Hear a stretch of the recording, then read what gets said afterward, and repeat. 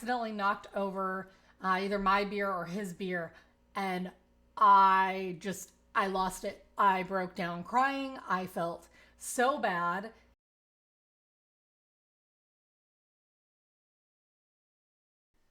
I've been dealing with rejection sensitivity dysphoria. So I didn't really know that there was a name for this, but I've always felt like when I'm in a situation where I am rejected or something is perceived as a failure or even just getting criticism of any kind, I tend to have a strong emotional reaction. Often it makes me cry. I get really overwhelmed. Sometimes I get angry. A lot of it for a long time before I really started working on this was I would feel completely worthless. I could go from feeling really proud about, something that I had done at work and felt good about it. And then when I find out that I made a mistake or my boss doesn't like it or something went wrong, I can go from 100 to 0 on my self-worth scale almost immediately. Like to the point where I feel great about something and then all of a sudden I feel completely worthless, suicidal even. It's it's been such a challenge for me in my life. And I didn't realize that there was a name for this thing. I didn't realize that there were specific causes behind it. I just thought I suck, and I think a lot of people experience this. So it is called rejection sensitivity dysphoria. A lot of what I've read about that in particular is usually tied to ADHD, sometimes tied to anxiety disorders or depression, all of which I've been diagnosed for. So, not surprising for me anyway. But I think that this is such a broader issue because I think even if you have not been diagnosed with a mental health disorder or something like that, you can absolutely experience this kind of thing. It comes out as extreme emotional reactions, sadness or despair. Like I said, I would feel suicidal when I was confronted with the mistakes that I had made. Even if it was something as small as like a typo or I worked in marketing, so launching an ad that didn't quite say the right thing, if I made a mistake on the targeting or the creative or what have you, it could totally just send me down a shame spiral and feel so guilty and worthless, like I can't do anything right. Even though the reality is that everyone makes mistakes, everyone is going to be rejected at one point in time in their life. Uh, we frequently get criticism and rejections and make mistakes in our lives. It is part of being human. And the biggest part is that we can learn not to seemingly overreact. And we can learn that these are actually helpful tools. Mistakes and rejection, these are good, these are necessary. They help us to learn the lessons that we need to. But in the meantime, it can definitely feel overwhelming if you are not aware if you're doing this, if you're not aware why you're doing this, if you're just struggling with how can I lessen my responses, how can I feel better in a situation that normally leads me down an awful path. So I want to talk today a little bit about where this comes from. So for me, I didn't realize that there was a name on it until I learned and got my ADHD diagnosis. However, it is not just attached to ADHD or depression or anxiety. It is attached to the experiences and the beliefs that we have. So, for example, childhood experiences. If you had parents who were emotionally neglectful or they would invalidate your opinions or the things that you would do, if you really didn't feel heard as a child, you are likely to experience more sensitivity to rejection, to criticism, because you experienced it at such a young age that it's not safe for you to make mistakes. Uh, Overly critical parents. If you had overly critical parents, this likely resonates really strongly with you. For me in particular, when I was growing up, if I would make a mistake or do something wrong in the eyes of my parents, my mom always, uh, she would always react to the thing I did wrong with a really disappointed, Ashley. And that to me is like, oh, that's a trigger that I've done something wrong. I should feel shame. I should feel guilt. All of those kinds of things. Uh, and it's interesting to me. So I'm a big fan of The Office, and there are some times when Michael does things that are obviously like not widely accepted. There's places where he could be a better person. He could think through things better in order to get better results. And there are times when Pam will go, "Oh, Michael," and it is really, really triggering to me in that same way that my mom would say, "Ashley, if I spilt a glass of milk, if I, didn't get quite the right grade on a paper or a class or something like that, there was this deep shame and guilt that I would feel with any mistake that I made." My partner and I were at a brewery one day, and I was, just talking and we were having fun, and I accidentally knocked over either my beer or his beer, and I lost it. I broke down crying. I felt so bad. I mean, we have the money to buy another one. We got napkins. We cleaned up the thing. Like, in all actuality, this was not a big deal. But this was a moment when I identified, oh, I'm being triggered by things that I would do as a child and be severely punished for or disproportionately punished for. So for me, it was a big deal. And, my partner reassured me. He's like, it's fine. Like, I mean, the best thing you can do is pay a little more attention to where I'm waving my hands and things like that. And like, but ultimately, like he was not mad at me. Nothing was actually wrong. It was simply my childhood reaction to something happening now. I'm in my mid 30s. I should be able to spill something and take responsibility for it without feeling like, oh, I'm a complete failure. I'm entirely worthless because of this. So it can show up in all kinds of situations. It can show up with work. It can show up in your relationships. But anyway, getting back to some of the causes here. So within the childhood experiences, emotional neglect, critical parents, if you received bullying as a kid or experienced social rejection, that can definitely amplify this. Another example that I have that really stuck with me is when I was 5, I had a boyfriend, as children do. And I distinctly remember the day that he broke up with me. And we were an item, if you will, childhood, puppy love kind of things. Whatever. We had been together, if you will, from preschool into kindergarten. And then in my kindergarten class, I can still remember exactly how I felt sitting at the little math table. We were playing with those little stackable blocks, and you're counting and doing those things. And he came up and he whispered in my ear and he said, "Ashley, I have a new girlfriend. It's Angela." And I was wrecked. I was absolutely wrecked because not only had I been rejected, but I had been replaced. And I didn't know Angela well. Like, sure, it was a small school, but like, I was 5. I hadn't had much interaction with her. But I think that this muddied my view of her going forward. I didn't feel like I could be friends with her. And eventually she moved and like that wasn't a thing. And so, and the boy moved too. So like in the next few years, this was obviously a non-existent problem, but within myself, I felt unworthy. I felt unchosen. I felt like I'm not good enough. And there are always going to be people who are going to be better than me. And they're always going to be chosen.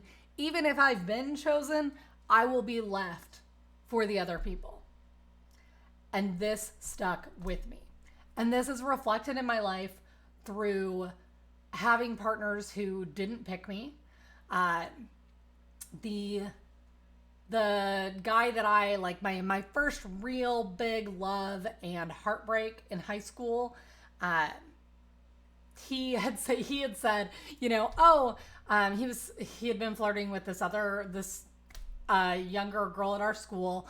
I was a sophomore at the time and she was a freshman and he was a senior, and we had been dating for like 6 or 7 months, and he started spending more and more time with her, and I got, obviously very anxious about this.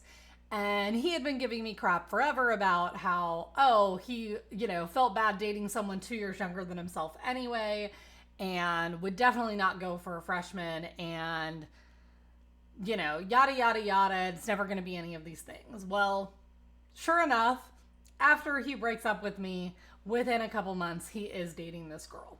And she is phenomenal. She is so nice. She is friendly. She's lovable. She's fantastic. But there was no way I was ever going to be able to have a friendship with her or like her or anything. And it strained a lot of my relationships because I had friends who overlapped in our circles. So like she would be friends with my best friend. And I know that put my best friend at the time in a hard situation, because you want to support your friends, but you also don't want to be mean to people for no reason. Like she didn't deserve any of the hate that she got. This was entirely on me feeling insecure with my relationships and myself, and a little bit on him for, lying about the situation. But this is how things reflect in our lives. And it wasn't until, I was able to address the fact that I experience this rejection sensitivity so strongly that I was able to actually look at it, heal the issues within myself, and kind of move forward from that. So some other reasons that you might experience this, emotional and physical abuse can make you not feel safe. I mean, ultimately, at the beginning of your life, your parents, your caregivers, they are supposed to be protecting you, making you feel safe, making you feel loved. And if anything happens to, detract from that or cause that not to happen, that is going to create a wound in your life. If you have abandonment or loss that occurs. So maybe your parents got divorced, and so you didn't see your dad as much. That may not be, he might have been doing the best that he could do, and the divorce likely had absolutely nothing to do with you. But when we are children, we internalize everything that happens in our life. So if dad leaves, that must be because I did something. If mom leaves, that must be because I did something. People who have lost a parent, through death often experience this as well, because they think, I'm being punished. My mom is being taken away from me because I didn't do the right thing, because I did the wrong thing. And so having that criticism and that rejection just amplifies and brings back the feelings of, I'm not good enough. People will always leave me. Those feelings. And they're so strong and they live within us. They are really fixed in our body. So it's really difficult to deal with that when it brings up such raw wounds and things that have impacted us incredibly in our lives. Attachment issues. So if you, for example, have an insecure attachment style like avoidant or anxious, I personally have always resonated with the anxious attachment style and have found that, all of these things kind of reflect within that. So you may constantly be seeking reassurance from your partner, or on the flip side, if something is wrong or seemingly wrong, you may absolutely avoid it and you don't want to talk about it. You don't want to think about it. You certainly don't want to feel it.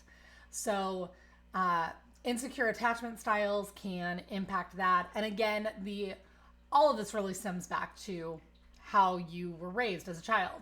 your attachment styles are directly related to how you perceived your caregivers fulfilling your needs as a child. And obviously, you're not like super conscious of, oh, my mom is leaving. Therefore I'm going to feel anxious. Like these things just happen. So it may be that there were times when maybe you reached for your mom and she couldn't hold you at the time, or she couldn't address your needs, either because she was distracted, because there was something going on. It could be through literally no fault of her own, but because you experience this, it comes back around and you internalize, oh, if I don't do the right thing, or if I'm doing the wrong thing, I am not going to get my love from mom, from dad, from whoever. This can also happen in unstable relationships. So if you find that you are in a relationship where you're not feeling stable about things, and maybe it seems like, oh, this person might leave, often those unstable relationships are reflecting these beliefs and things that you already have from childhood, but they can certainly amplify that feeling of rejection, that feeling of being sensitive to, oh, I'm worthless, I'm not good enough for this person, I'm not good enough for anyone. So that can definitely happen in your relationships as well. And if you're in a relationship with a narcissist or someone who is emotionally manipulative, it can certainly amplify that even more, because they are simply, using their relationship with you to get what they need and not provide you what you need. And sometimes purposefully withholding what you need from the relationship, which just makes this even harder. If you suffer from a worth wound, which again, caused by these childhood experiences, so if you often see that you have low self-esteem, if you've got a fear of failure, if you have perfectionism tendencies, these things can all play into having that rejection sensitivity as well. And like I mentioned before, if you do have mental health disorders like ADHD, anxiety disorders, depression, those certainly don't help either. So, impact on your life. What does this look like in your life? It can look like avoiding opportunities for criticism or opportunities for feedback because you are afraid to get that. So I think everyone generally is nervous or experiences some anxiety around performance reviews, and that is natural. However, some people are experiencing that to such a high degree that they absolutely cannot function with that. And they really build up in their mind these stories about how, oh, my boss is going to say something bad and I'm going to be fired immediately. Or, yeah, if you make a mistake and you assume you're going to be fired for it, that can also be part of this. That can be a symptom. I already had this as kind of one of my issues. And then in my first job, one of my first full-time jobs, I worked there for 2 or 3 years. I loved what I did. I loved everybody I worked with. I had what I thought was a great relationship with the CEO. It was a small company. She threw me my wedding shower. She let me stay at her house the day before my wedding so that, my husband at the time and I wouldn't see each other on the day of the wedding. Like, she was fully supportive of me and my life. So when she fired me and said things that were extremely hurtful to me, I spiraled and my depression hit a new low after that. And further, it made me instill this belief in myself that if I make mistakes at work, I will be fired for them, no matter what they are. Because I've talked to a lot of people in my industry, the mistake that I made was not that big of a deal. There should have also been more senior people checking my work. Like, there's a lot of things that I've had to forgive myself and forgive her for the whole ordeal. But incidents like this can really bring the rejection sensitivity to the surface and amplify how you feel as you move forward.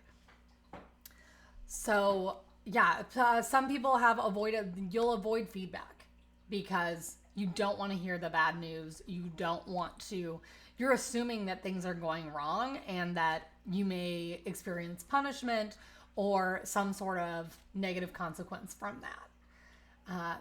Problems that this can bring up in relationships, you may need constant reassurance.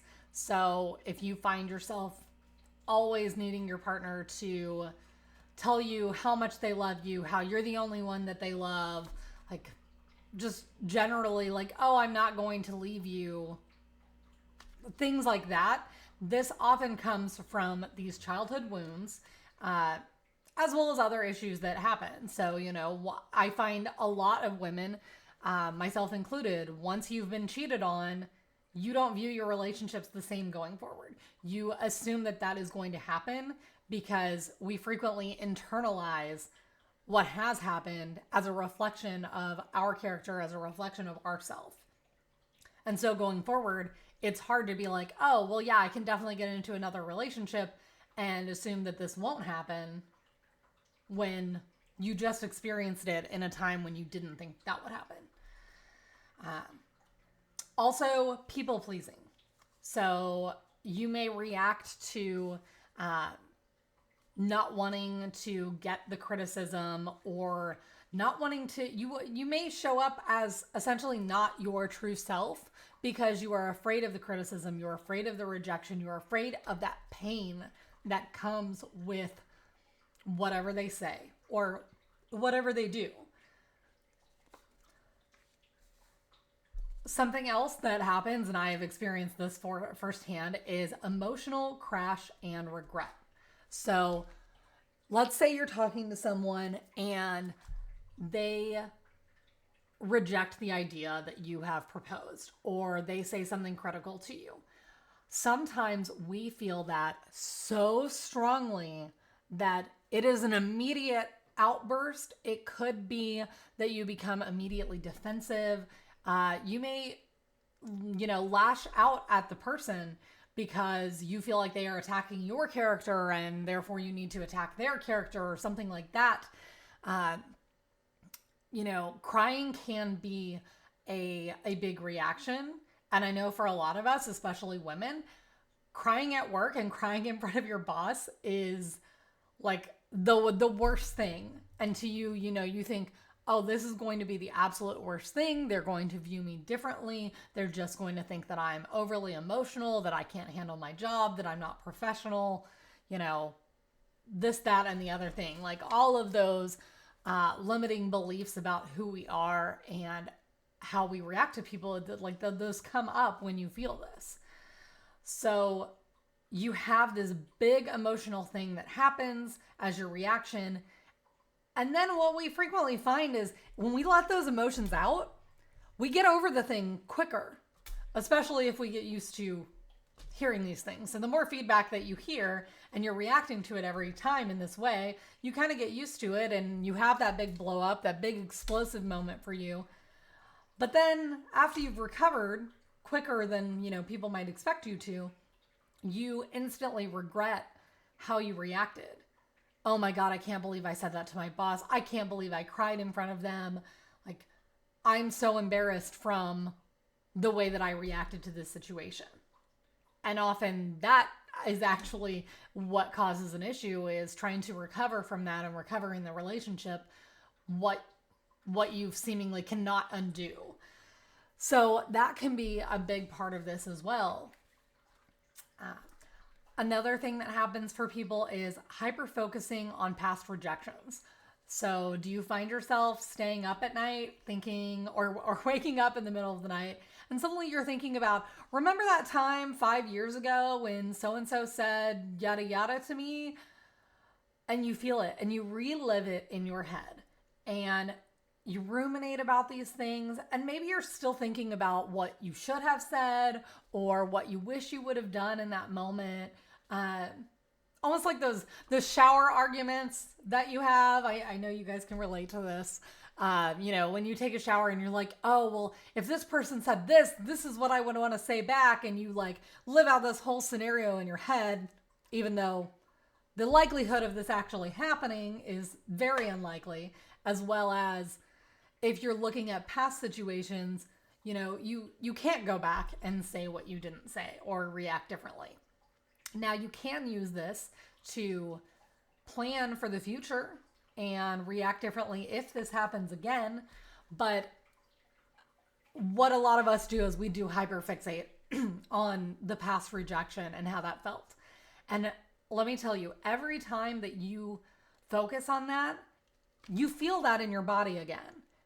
And then your body just internalizes, oh, this is how I'm supposed to feel when these things happen. So part of the work in changing it is to experience a different feeling. But we'll talk a little bit about that in a minute. Disproportionate reactions are also something that we, myself included, guilty of. So, for example,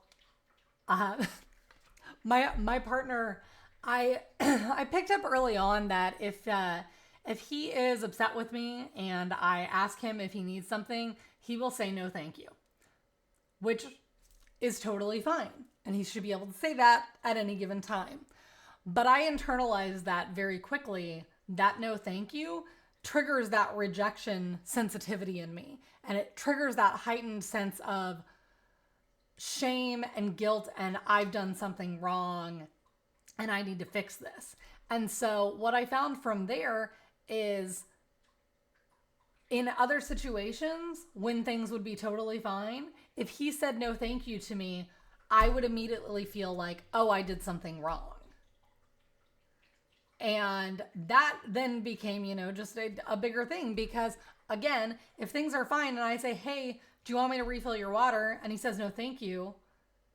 That could just be that he doesn't want me to refill his water. That doesn't mean I'm a bad girlfriend. He's going to leave me. He's going to cheat on me. Like, it doesn't mean any of those things. And I also, had to accept that if he is upset with me, it's understandable for him to not want to accept my help when he's feeling tension with me or, any of those kinds of feelings. That's understandable. So for me, that was a big realization was, oh, I'm reacting to these 3 simple, kind words, polite words in a way that is making me feel awful, which is not the intention from anyone in the relationship. So, disproportionate reactions in little things or, if you make a mistake at work, I've made mistakes at work. And when somebody tells me, oh, hey, this happened, let's make sure we don't do that again. I have in the past often gone to, oh my God, I'm going to get fired. I can't do anything right. Everything I do is crap. Like I'm a terrible employee. I'm a terrible friend. I'm a terrible person. I'm worthless. I shouldn't even be alive. Like that spiral is real quick. Slippery slope. It's real quick to fall down that. And one of the tactics that really helped me with recovering from moments like that was to think about, well, is this true? Okay, I made a mistake. I'm going to take the steps I need to rectify the mistake and make sure that I don't do it again. But also when I'm thinking, oh, I'm terrible at my job, take a pause and say, well, am I actually terrible at my job? Because yesterday I did this and I did this and I did this and all of these were fantastic things that I was supposed to do, that I know how to do, that I'm good at doing, and I accomplished with no problems. So finding examples of where it is not true, because you are worthy, even when you make mistakes. Mistakes are an opportunity for you to see where you can improve and what you can focus on if you want to be better in a certain way. So on that topic, some strategies that I have used that have really helped me include feeling it to heal it. So for me, when I get in a situation and I feel that sudden rejection happen, once I realized this was a thing, I took the opportunity to pause. And so, for example, when I heard that no thank you, when I was still working through that, I took a moment to myself. I excused myself from the conversation. I went to a different room and I sat down and I let all of the feelings that I had come up. And I realized in that moment of hearing no thank you that I was thinking, I'm a worthless person. My partner doesn't love me. He's going to leave me. I'm not good enough. I don't do anything right. All of these things started coming up for me. And what I noticed was I was feeling a lot of that in my solar plexus and a lot of it in my throat. These were places that I could identify. Here's the pain that I'm feeling when this trigger happens. And taking that moment to identify where in your body you're feeling something can make a huge impact, because your body holds on to memories. The traumas that you've had, those childhood experiences, it's likely that when one of these things happened as a kid, that is where you felt that pain, and now you internalize that in the same way. So that is step one for healing, is awareness. You can't heal something if you're not aware of the fact that you have this belief, the fact that you feel this way, that you're triggered in certain ways, and where those come from. So the first step is to identify and really just allow yourself to feel the feeling, let it come up, and let it run its course without attaching meaning to it. So most feelings can run their course in about 90 seconds. So you allow the feeling to come up, you kind of sit with it, you don't judge it, you don't judge yourself in the process, you don't tie additional thoughts to it or meaning such as, oh, I feel this way, I'm worthless, everything is going to go wrong. You just have to sit there and feel it and focus on, oh, okay, well, I have pain and I'm feeling it in my stomach, and oh, I don't like this, but this is where it is, or I'm feeling it in my throat and it kind of makes me want to cry, and really just start to identify your feelings.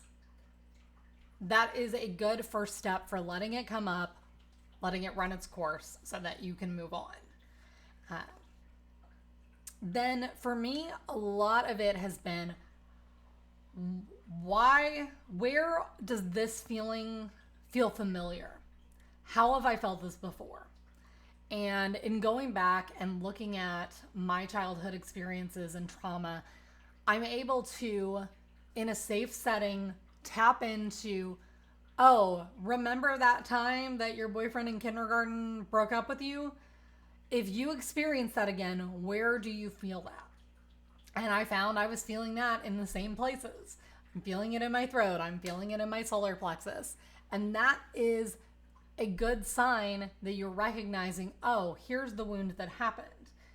And by looking back at those situations, you can reframe them in your mind as, here's what I saw happen, but here's what also could have been happening. I was a 5-year-old kid. He was a 5-year-old kid. Angela was a 5-year-old kid. Like, we are just trying to do whatever we can to get that love, that validation, all of the good feelings that we're looking for. We're trying to get that from our environment. And, I think if there's already sort of this instilled value of you're only girlfriend, boyfriend with one person, if it's going to be better for him to be girlfriend, boyfriend with her, if that in his view is what is correct for him, then that's what's correct for him. And if he values only being in a relationship with one person, then he needs to break up with said person to go into the next relationship. He's not necessarily thinking, how does this affect current girlfriend? Because, again, we're 5. And, I know later in relationships, like, yes, take other people's feelings into account. However, you don't stay in relationships with people just because it's only good for the other person. Healthy relationships are supposed to be mutually beneficial. So for me, looking at that and going, okay, well, he was just a kid. I mean, he probably just saw relationships on TV. He wasn't trying to hurt me. He wasn't saying, like, oh, Ashley, you're a terrible person. It was simply, he has this space for one girlfriend, and he wants to fill that space with someone that is not me. And that's acceptable. I when you look back at it, you're like, okay, yeah, but I'm never gonna end up marrying the kid that I was dating in kindergarten. Like, that's just not how things work. So to me, it now sounds like really ridiculous. But for so long, I internalized that experience as I'm not good enough. Other people are always better than me. And so recognizing that, he was just a kid acting on what he knew best at the time. Like, that is really part of the truth.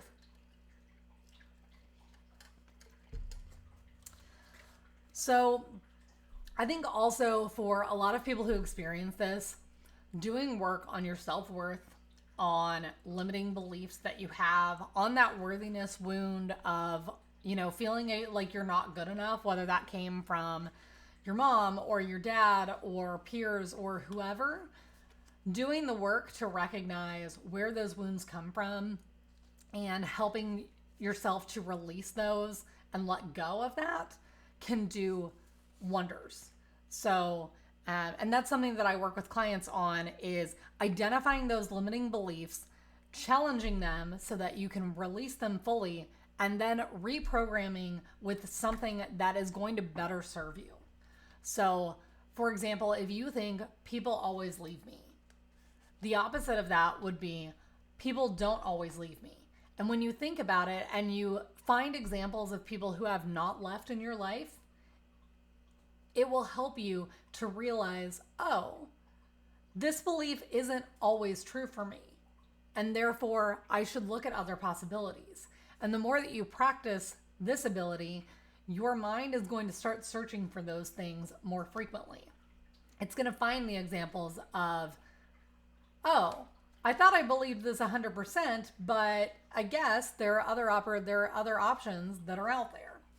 So that is something that I work with people really deeply on, because all of us have limiting beliefs. We've all been through, childhood traumas and unpleasant experiences that have left us feeling less than or unworthy, or just, not who we want to be, especially as we get later into our life and you realize, oh, okay, well, I'm an adult now. I don't need my mother to validate everything that I do. I live on my own. I pay for my own stuff. I like to have her validation because I like her as a person and as my mother. But at the end of the day, if she doesn't approve of something I'm doing and I approve of what I'm doing, then ultimately that's all that matters there.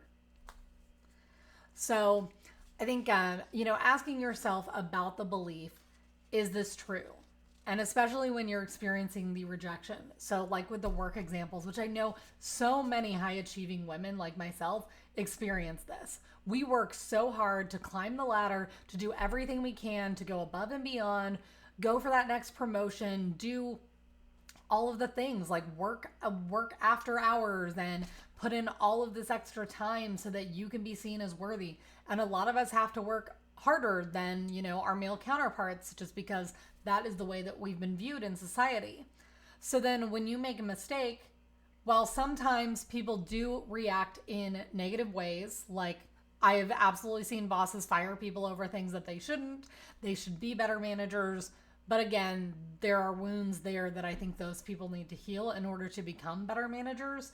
And I think I could go off on a whole tangent about how I think corporate management can change and really where the inner work can be done there. But anyway, in most instances, if you are feeling that extra sensitivity to things, asking, well, is this true? Do I actually mess up everything? You may say, oh, I can't do anything right. All right, well, let's find 3 things that you've done this week that you've done right. Let's find some from last week. Let's find some from the last performance review or even this current performance review. Rarely is a performance review ever going to say, oh, everything you've done is wrong. So those are sometimes some of the best places to get those examples of the things that you have done right. Something that can help is practicing receiving feedback, as well as setting healthy boundaries around feedback. So I know for a lot of people, being just pinged on Slack or Microsoft Teams or whatever you use at work and getting feedback that is negative about something you've done, especially with no warning, can be very jarring. It can trigger this rejection sensitivity. It can send a lot of us into a spiral. So one of the things that I love is setting boundaries with people at work where you can set time for a meeting where feedback can be delivered. You can set aside specific time to have that conversation either via either texting apps, like Teams and Slack, or through chatting live on a Zoom call or Google Meet or whatever, or even getting on the phone. So putting restrictions around when you do these things can be very helpful. And also, asking, because a lot of us are on the other side of that as well. So if you're going to give feedback to someone, ask them, hey, I have some feedback on XYZ. I'd like to make sure that you're at a comfortable place and time so I can deliver this effectively and we can discuss. I can answer any questions. Would you like me to schedule time or would you like me to send this through, on text or email? I've had bosses in the past who will ask me, do you want to see your performance review stuff before our meeting or do you just want to talk about it in the meeting? And I've kind of gone back and forth on that because sometimes I want to see the stuff in advance and I want to feel like I'm prepared. But at the same time, sometimes I feel like if I see it in advance, all I'm going to do is worry about it. So for me, 24 hours is a nice sweet spot where I can review the feedback, sort of find my questions, allow my feelings to come up, process those so that I can have a constructive conversation, and then move forward. If I have too much time with the information, I'm just going to dread and, think, oh, this is awful, 48 hours until I get fired, that kind of thing. So creating boundaries on that can be really helpful. Like I mentioned, practicing receiving feedback can also be helpful. So are there opportunities when you can get small constructive criticism from someone, even a friend? Like if you're working on a project and you know that you're going to get or need to get feedback from someone who is important to that project, maybe you can schedule time with another coworker or a friend of yours to go over it where you can practice what someone may say back to you.